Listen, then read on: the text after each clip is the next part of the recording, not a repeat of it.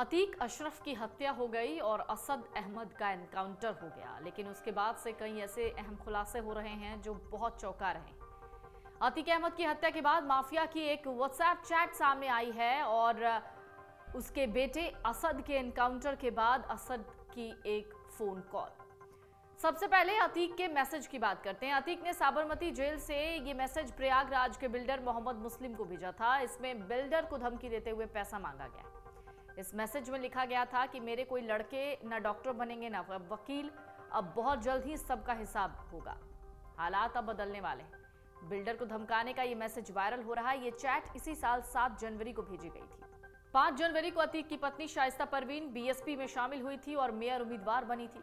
माना यह जा रहा है कि अतीक ने तमाम लोगों से चुनाव टैक्स मांगा था। चैट की शुरुआत में अतीक अहमद कहता है कि मुस्लिम साहब, पूरे इलाहाबाद में बहुतों ने हमसे फायदा उठाया, लेकिन सबसे ज्यादा फायदा तुम्हारे घर ने उठाया।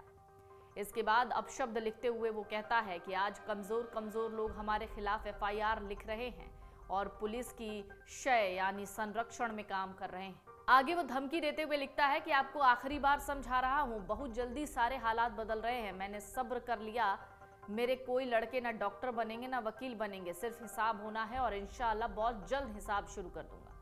आगे अतीक ने चैट में कथित मुस्लिम साहब को धमकी देते कहा, जहां तक आपका घर है कोई जान से मारने लायक नहीं है, लेकिन मैं एक वादा कर रहा हूं आपसे, अच्छे मुस्लिम और मुस्लिम का ससुर, ये 3 लोग पीठ भर के मार खाएंगे।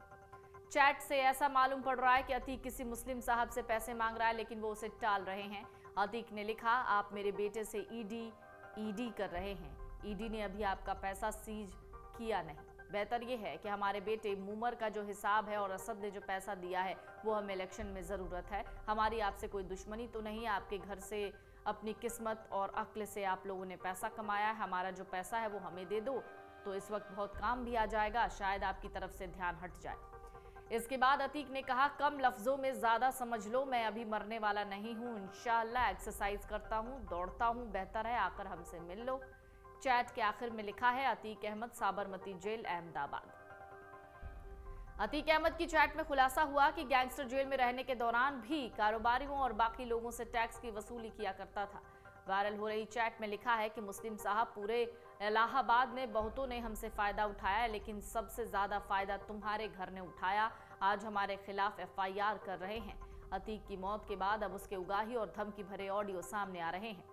इससे पता चलता है अतीक किस तरीके से गुजरात की साबरमती जेल से ही अपनी उगाही का साम्राज्य चला रहा था। इसमें उसके परिवार के लोग, पत्नी और बच्चे भी शामिल थे।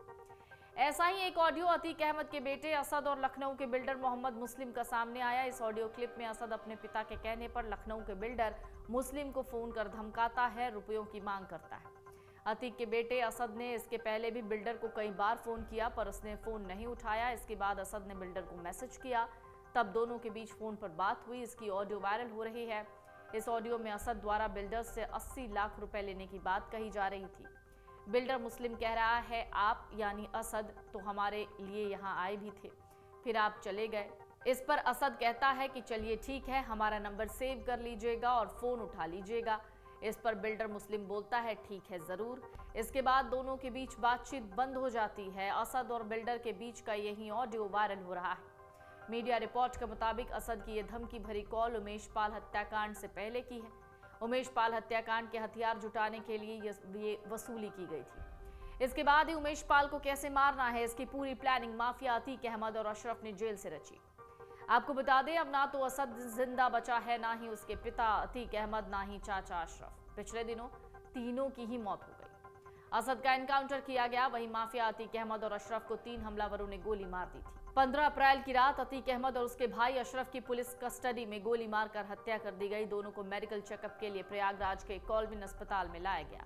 इसी बीच पत्रकार के भेष में पहुंचे हमलावरों ने ताबड़तोड़ गोलियां चलाई। पुलिस ने 3 हमलावरों को मौके से पकड़ लिया था, लेकिन अब जिस तरीके से असद की फोन कॉल वायरल हो रही है और अतीक अहमद का व्हाट्सएप चैट, ये कई और राज खोल सकता है।